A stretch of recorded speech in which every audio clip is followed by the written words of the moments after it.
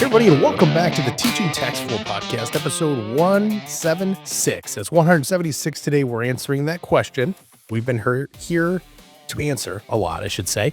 Do I need a personal board of directors? Or exactly, what the heck is a personal board of directors? We're not talking about not for-profits, nonprofits, corporations, none of that stuff. We're talking about your personal life here as an individual, family, any of that.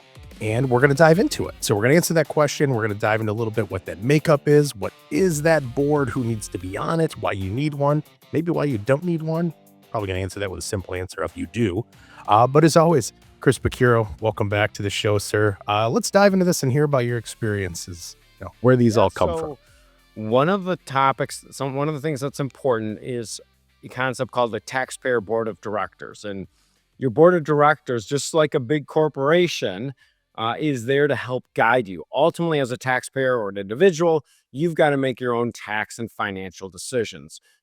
That being said, having a board of directors and it doesn't have to be super formal. It could be informal. It could be is important. It's a sounding board for financial decisions, and we get asked often in our private Facebook group, which is Defeating Taxes. Or defeatingtaxes.com that link will get you there. You'll see a link to that. And if you're listening to this or watching this, you're invited. But we've had a lot of chatter in there about personal board of directors. I've actually had clients reach out, many of them in the last 3 months saying, hey, I'm trying to build this personal board of directors. Who do you recommend, et cetera, et cetera. And so I wanted to do this episode just to talk through who someone should consider on their taxpayer board of directors. Now, does it mean you need all these people at this point? Not necessarily. But it's important to maybe start thinking about or establishing those relationships before it's too late. So, and really with you, Chris, somebody might not know what we're talking about here, right? They might be like, what in the world are these guys talking about? Personal board of directors. I know what a board is. It sounds way over the top. I don't need one. I almost would bet that most people already have one started and they don't even realize it. So what I mean by that, right? And tell me if I'm wrong, is you mentioned it's not formalized. You're not like you're having to fly people in and sit around a table and interview these folks and take them out to a steak dinner or, all this stuff, right? It's really just you having a contact, multiple contacts that specialize in one thing, right? That you can call on, you trust, they know your situation enough. For example, if I have a tax question, you're on my personal board of directors. Hell, you're the co-chairman of my personal board of directors if I have a tax question. Well, think about it. If you're single, it's nice to have someone to bounce some things off of.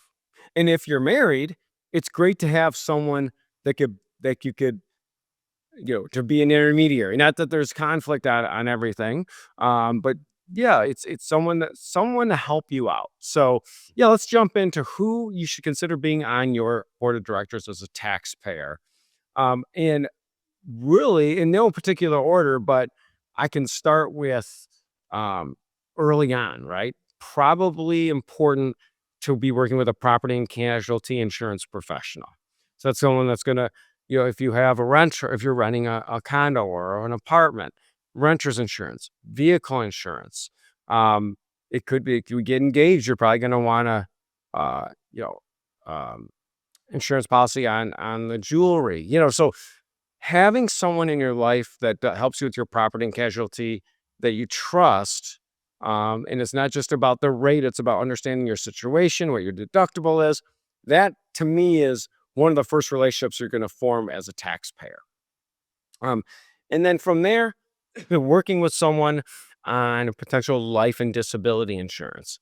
A lot of times, people delay life insurance, or they say, "Well, I'll wait till I have kids." And but the bottom line is, and I understand that, but the bottom line is, you've got you have, if you have people depending on you, you probably have a need, and you're not going to be younger, healthier than you are today. So that life insurance professional and the property and casualty professional, that could be one firm, it could be two different people, but those are the people that you're probably going to start working with early on. As your tax complexity grows, another person would be a CPA or tax advisor. I would highly recommend a CPA, an enrolled agent, or an attorney that's licensed or an attorney that specializes in tax. It doesn't, now when you first get started and let's say you have a situation where you only have a couple, 2, 3, 4 tax documents, but you really want to work with someone. Um, there's nothing wrong with having that person on your team and working with that tax professional. We have a whole episode on picking the right tax professional, and I always equate it to uh, picking a pair of shoes, right? Depends on how muddy the waters are, depends on how complex your situation is, and how much support you need. So that's someone that is going to be you're going to want in your corner. Um, from there, as you walk through life, a lot of times you're looking at maybe a licensed financial advisor. Hopefully someone, maybe a certified financial planner or someone that has some type of specialization or certification. And that could be the same person that helps you with your life insurance. So someone could wear multiple hats. Um, but yeah, I'd say the core when it comes to like property, risk management and tax are going to be your property and casualty insurance professional, life insurance professional, tax professional, financial advisor. And again, the more that those people can interact and work together, um, the better. And like you said, it doesn't mean you're calling meetings at Starbucks or at Starbucks. You should be sponsoring this podcast. I'm not going to mention you anymore. The coffee shop that has a green, I don't know, not a unicorn, Queen lady, I mermaid don't or know what something she on is. there you go. But so those people should be, are going to be working together. And then another spot on your board of directors, which actually could come before maybe a financial advisor or tax professional, is a banker or a lender. So let's say you're getting to that point where you want to purchase a home, you want to purchase a vehicle, you want to refinance an asset. Having a relationship with someone is so important. And as the world moves, obviously the world that moves has already moved online many years ago. Now it's moving into AI um and there's a lot of great information out there and great tools. Having that person that you could talk through and people that have been through things realize like when it comes down to mortgages, I want to work with the right partner. The rate's important, but the partner is even more important because you want to get the deal done and you could be costing you more money if you don't do it the right way. And we have an amazing podcast sponsor with Parker Borofsky and their team as lenders. I didn't not trying to plug them necessarily. It just but when it comes to like, hey, I'm self-employed and I don't think I can get financed, or oh man, I've got this old credit card, or having someone to help you solve those problems is important. Having someone on that board of directors. Does it mean you talk to your mortgage person every month? No. They might like it because maybe you're buying a house, new property, do real estate every month. But having And Chris, you someone mentioned there something when you too, need them. really quick before I move along too far. You mentioned, obviously you said shoes and then walking through life as different positions are needed to fill. When I took some time and originally looked at this, so because we have done a podcast way back in the day and we've brought this topic up a lot, but a lot of Right. things have changed, right? I mean, we've Absolutely. met more people. We've expanded our proverbial Rolodex with individuals. And I thought about this at one point of taking where somebody is now, looking back 5 or 10 years. Who have you needed in your life for certain things? Who were they? How was the experience? And then trying to forecast forward 5 or 10 years on who you're going to need and kind of taking those 2 lists, putting them together, and that is a heck of a kickoff point on who you might need. Maybe it's somebody like you mentioned, you're not talking to a mortgage lender specialist every day, but maybe you had a great experience with one 5 years ago. Maybe you are looking for a banker because you had a bad experiences with one. I think the infamous question, which sometimes comes across too salesy, but if it's genuine, hopefully is, say you go to meet somebody and they say, all right, well, you want to do this transaction or you want this now, but what are you trying to get to in 5 or 10 years? That's the best question somebody could ask. Now, again, if they're genuine about it or it's part of a sales process, that's up to you to decide. But that's the goal for you is not today, it's for later. Really, Right. right? Right.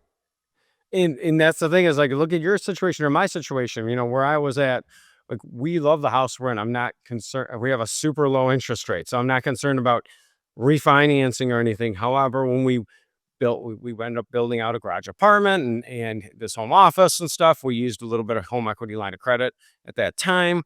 So that person kind of played a role. And where you're at right now in your life is going to be different in 5 years, right? You might like, I know that you guys have a you know where you're located. You're in a small community, and you've bought an older house, and you are so good at fixing it up, and it's a labor of love for most, well, usually. The Uh, love is diminishing, the labor is still there. but you might down the road, down 3 years down the road, you might say, you know what, we like being cold, but we really want to freeze our butt off. So we're going to buy a cottage in up north in Michigan. And yeah, we're gonna, we like to buy it as a second property. And now you might be talking to the mortgage person again, and you might now be talking to the casual property and casualty person and saying, okay, well, if I buy this house, um, is it on a floodplain, right? It's near the water. Okay, my insurance is going to be way higher. So there's like a bunch of these things that come into play as and then, part of your board of director, and then you might not dovetail into the next one. You know what? Let's say you find a property and you and your wife like it, and you're like, okay, this is cool.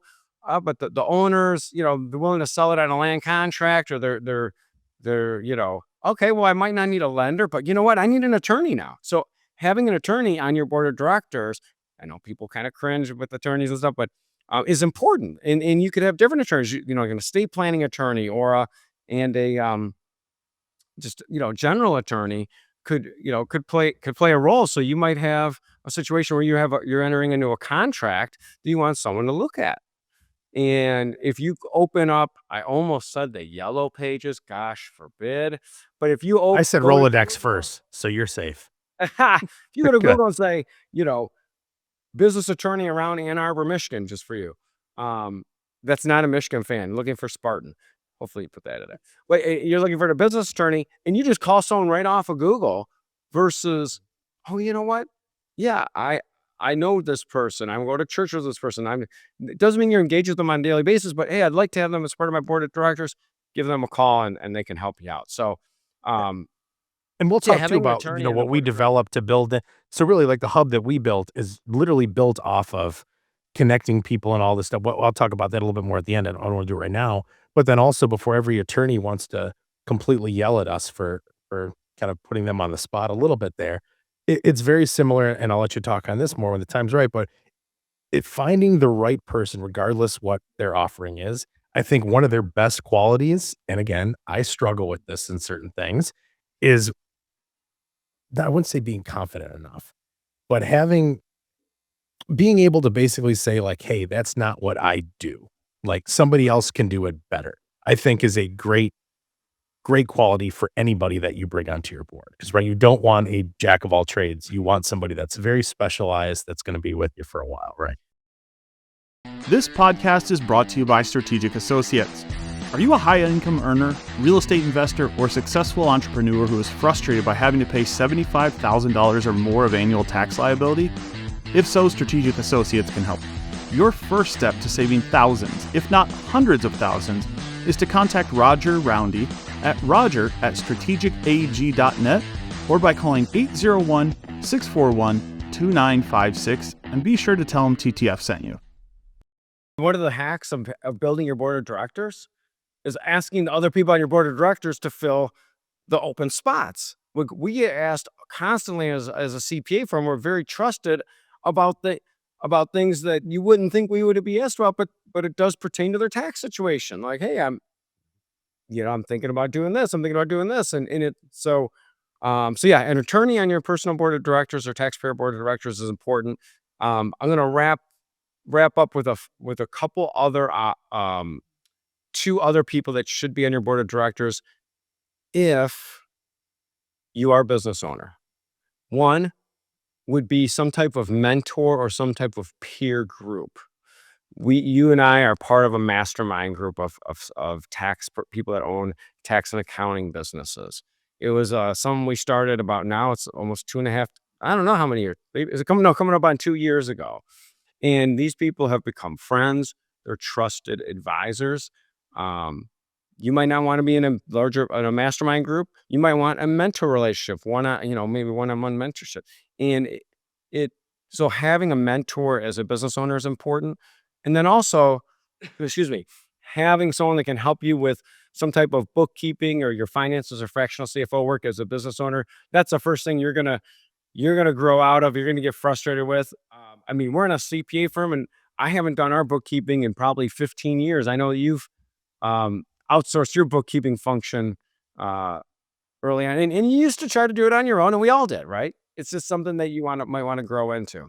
Relinquishing control, I think, is a skill set that I'm working on It's tough every day. So that's your common taxpayer board of directors. If you're listening to this, watching this, and you realize you have a gap, you need someone, we're here to help. Either reach out, either comment here on the YouTube channel, or just jump in our Defeating Taxes private Facebook group and ask. Or you can go to our hub, like John mentioned. The cool thing is, if you ask in the private Facebook group, you can ask anonymously, and we will reply. So absolutely. And yeah, well, I won't go into detail on how we built the hub and what it really is, but in a nutshell, I'll put the URL below us here, wherever you listen to this, and click on that. Really, all I'm going to tell you about it is there's a lot of resources there as far as for the people. So you're not going to have to sift through all this stuff. It's more topic based. And these are people that we've vetted. These are people that we've worked with, not just people that we like, because we'd have a lot of people on there. People that we've actually had experience with both sides of the way, not just heard good reviews on. So check them out. Very easy. Put a couple piece of information, click on a button, off it goes, and we handle the rest. And yeah, there's no impact on anything, except if you don't do anything. It's very similar to the myths we were talking about in the taxpayer world, right? Some of those, I think the worst thing you can do in some case is not do it, right? Like you're not going to buy insurance after you need it, right? Or after you need to make a claim or something. So I'm glad we dove into these. And again, we're expanding on this. We're always talking about this board of directors. Again, if you're listening to this for the first time, here's a thought for you. You've actually come in at a great opportunity, because now you understand what this is, and every piece of content you will ever hear from Teaching Tax Flow is built on this too. Even tax planning, all that. So you came in at the best point. Like you learned where most people wish they probably would have 10 years ago. And heck, if you have a real Rolodex, kudos to you. And you stole it from the Smithsonian. It's still around, and maybe Chris's Yellow Pages that he's still talking about. Although he does still tell me every once in a while, hey, we need to videotape something. And that's when I tell him, but that's all right, John. Well, I know you're going on a trip soon, and I'm sure you'll have a triptych ready. I'm out of here. I'm hitting the road. We'll see everybody back here again on the Teaching Tax Flow podcast next week. Same time, roughly, same day of the week, a completely different topic. See everybody soon. The information in this podcast is educational and general in nature. It reflects the opinions of Teaching Tax Flow and does not take into consideration the viewer's personal circumstances. It is not intended to be a substitute for individualized financial, legal, or tax advice. Consult the appropriate qualified professional prior to making any decisions. Securities are offered and supervised through Cabin Securities Inc. member, FINRA, SIPC. Investment advisory services are offered and supervised through Cabin Advisors LLC, an SEC registered investment advisor. Chris Picciuro is a registered representative of Cabin Securities and an investment advisor representative with Cabin Advisors LLC. Teaching Tax Flow is an independent entity and is not affiliated with Cabin Securities or Cabin Advisors.